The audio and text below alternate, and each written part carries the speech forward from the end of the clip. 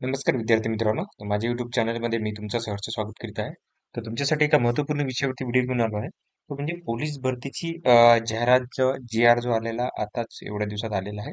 तर याच्यासाठी आता फॉर्म भरताना तुमच्याकडे कोणकोणती आवश्यक कागदपत्रे पाहिजेत, तर त्याची तुम्हाला माहिती सांगणार आहे. त्यामुळे व्हिडिओ शेवटपर्यंत पहा आणि माझ्या चॅनलवरती नवीन असेल तर प्लीज चॅनलला सबस्क्राईब करून द्या. तर डॉक्युमेंटची लिस्ट तुम्हाला काय करतो की मी दाखवत आहे.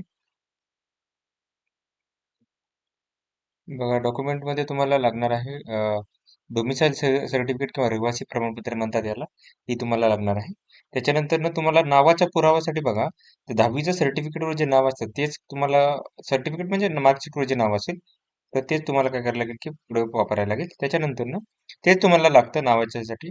वयाच्या पुराव्यासाठी तुम्हाला 10वीच्या सर्टिफिकेटवर तुमची डेट ऑफ बर्थ लिहिलेली असते. ते तुम्हाला लागेल. शैक्षणिक अर्हतेचा पुरावा जो आहे तो म्हणजे तुम्हाला 12वीचे असेल ते तुम्हाला लागेल. त्याच्यानंतर तुम्ही डिग्री केली असेल ते तुम्हाला लागणार आहे. आता सामाजिकदृष्ट्या मागासवर्गीय असल्याचा पुरावा म्हणजे काय आहे की तुम्ही कॅटेगरी कोणता आहे त्याचं कास्ट सर्टिफिकेट लागणार बघा. SC ST जे काही कॅटेगरी असेल ते तुम्हाला काय कास्ट सर्टिफिकेट लागेल.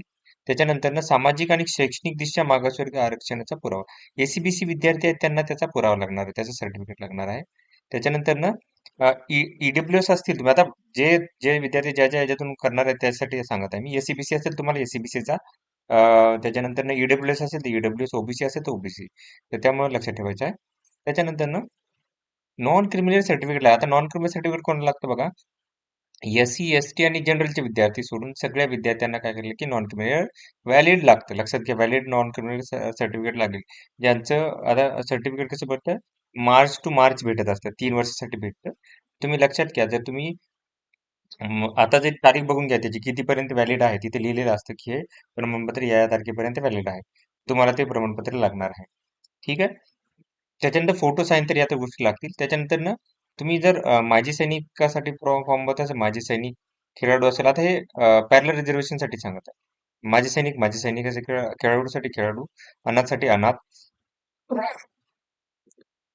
प्रकल्पग्रस्त असेल प्रकल्पग्रस्त, भूकंपग्रस्त हे असे सर्टिफिकेट वेगवेगळे लागणार आहे. जास्त सर्टिफिकेट काय तुम्हाला एक्स्ट्रा लागणार नाहीये तुम्हाला. ठीक आहे. अंशकालीन पदव्युत्तर असेल तर हे ते ते ते त्या कॅटेगरीतून तुम्ही फॉर्म भरणार असाल तर तुम्हाला ते सर्टिफिकेट लागणार आहे. तर ही माहिती होती. तर अशाच महत्त्वपूर्ण माहितीसाठी माझ्या चॅनलला सबस्क्राईब करून द्या. धन्यवाद.